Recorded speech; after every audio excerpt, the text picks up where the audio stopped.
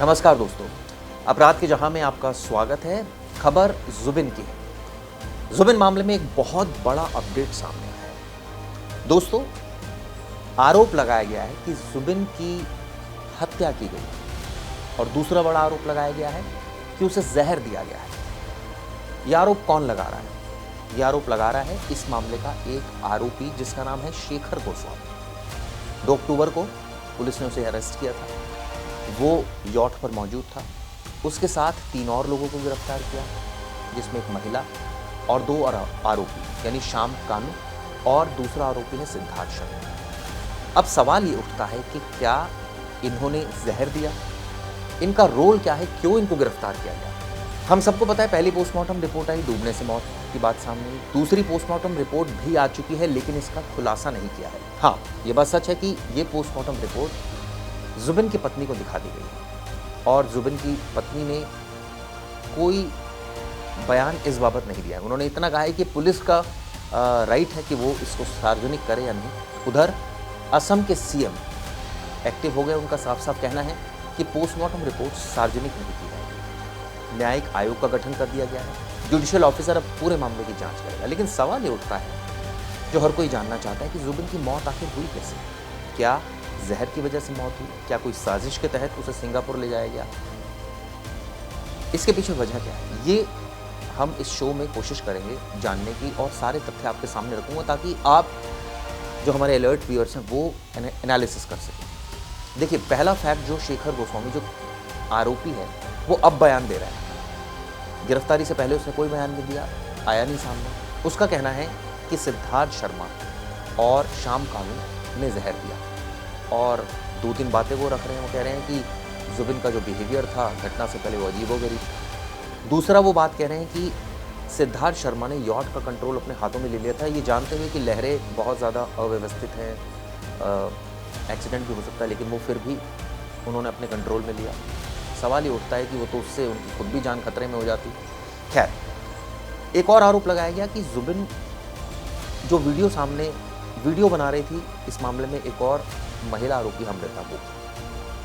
अब सवाल ये उठता है कि अगर आपके सामने कोई डूब रहा हो और आपको तैरना नहीं आता, तो क्या आप उस शख्स को बचाएंगे?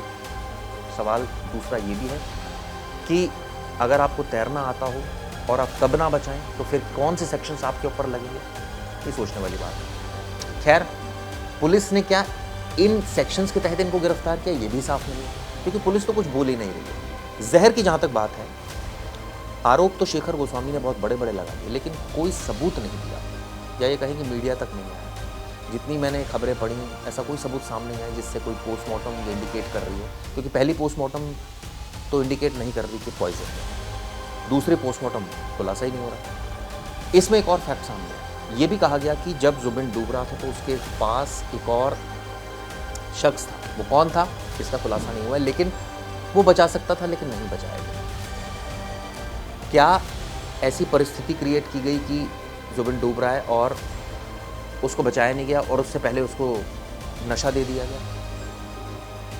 इसकी तहकीकात भी पुलिस कर रही है, लेकिन ये फैक्ट नहीं है जो मैं आपको बता रहा हूँ। ये सवाल उठ रहे हैं इस तरह के, क्योंकि जो फैक्ट हैं वो तो कुछ और ही हैं और वो हम सबको पता है कि डूबने से मौत हुई। एक एक्सपर्ट से मेरी बात हुई, उनका साफ साफ कहना था कि अगर कोई शख्स मान लीजिए डूब रहा है तो उसकी पोस्टमार्टम रिपोर्ट में क्या आएगा कि डूबने से ही मौत हुई। अब ऐसी परिस्थिति क्रिएट कर दी गई, ये थोड़ी पोस्टमार्टम में आएगा कि उसके कोई उसको बचाने नहीं गया इसलिए वो डूब गया, तो डूबने से मौत हुई, इतना ही आएगा।